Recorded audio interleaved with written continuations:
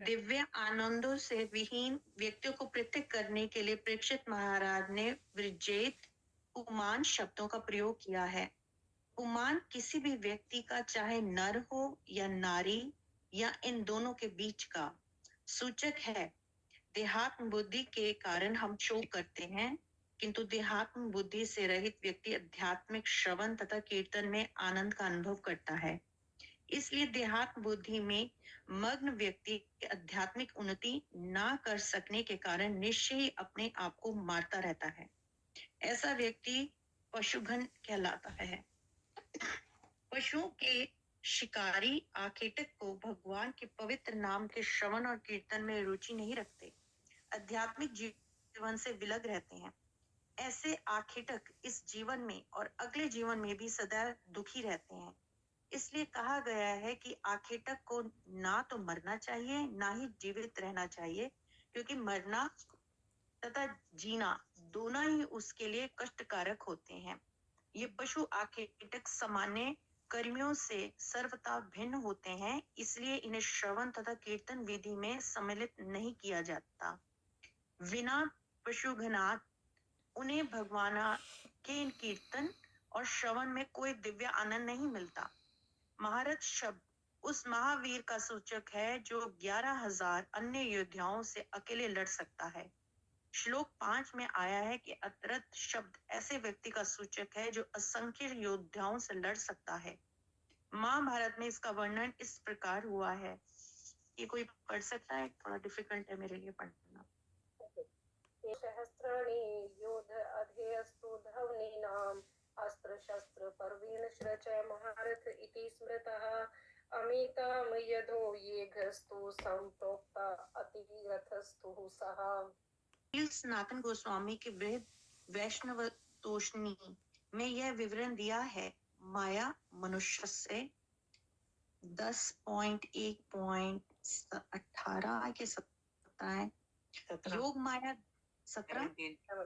Okay, thank you. योग माया द्वारा आवृत होने के कारण नाहम प्रकाशस सर्वस्य योग माया समावृतः। कृष्ण कभी कभी माया मनुष्य कहलाते हैं, जो यह बतलाता है कि भगवान होते हुए भी वे सामान्य मनुष्य की तरह प्रकट होते हैं। क्योंकि जनता की दृष्टि पर योग माया का पर्दा पड़ा रहता है, इसलिए भ्रम उत्पन्न होता है। यद्यपि भगवान सामान्य व्यक्ति की तरह उत्पन्न होते हैं, किंतु उनका पद सामान्य व्यक्ति से सर्वथा भिन्न होता है। वे सदैव दिव्य हैं। माया शब्द कभी दया तो कभी ज्ञान को सूचित करता है। भगवान समस्त दिव्य ज्ञान से पूर्ण रहते हैं, अतएव मनुष्य की भांति कर्म करते हुए भी वे ज्ञान से पूर्ण भगवान होते हैं।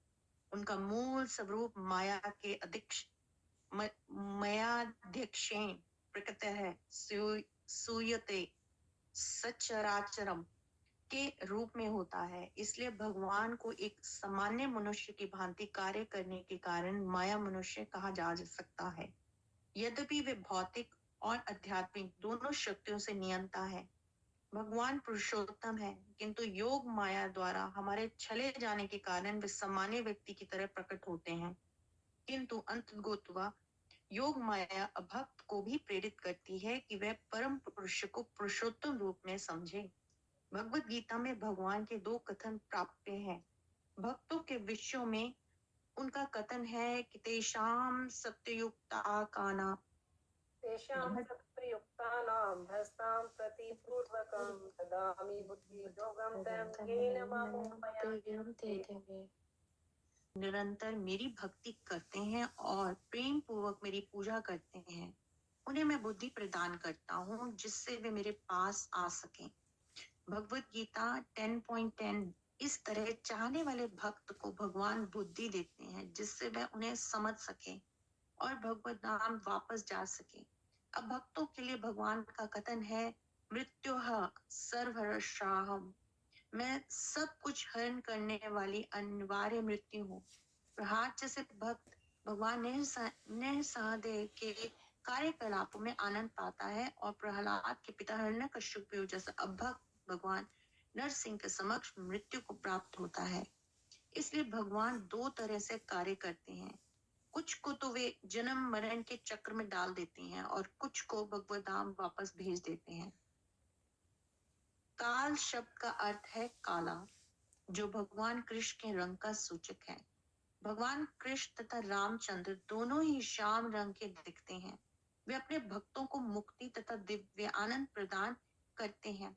भौतिक शरीर धारण करने वाले कुछ व्यक्ति कभी कभी इच्छा मृत्यु भोगते हैं।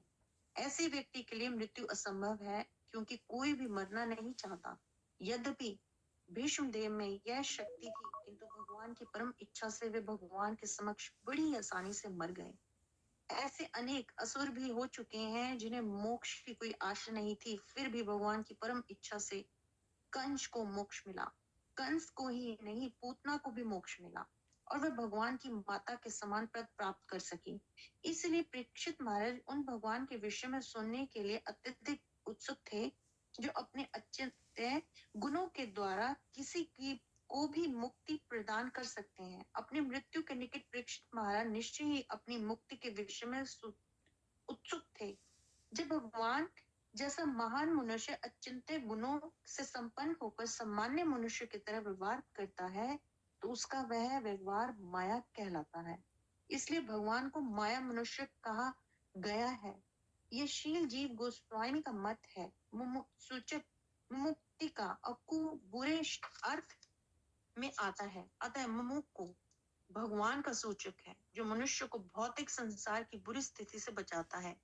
भगवान को मुकुंद इसलिए कहा गया है, क्योंकि ये भक्त को न केवल भौतिक संसार से बचाते हैं, अपितु उसे सेवा में दिव्य प्रेम में आनंद प्रदान करते हैं।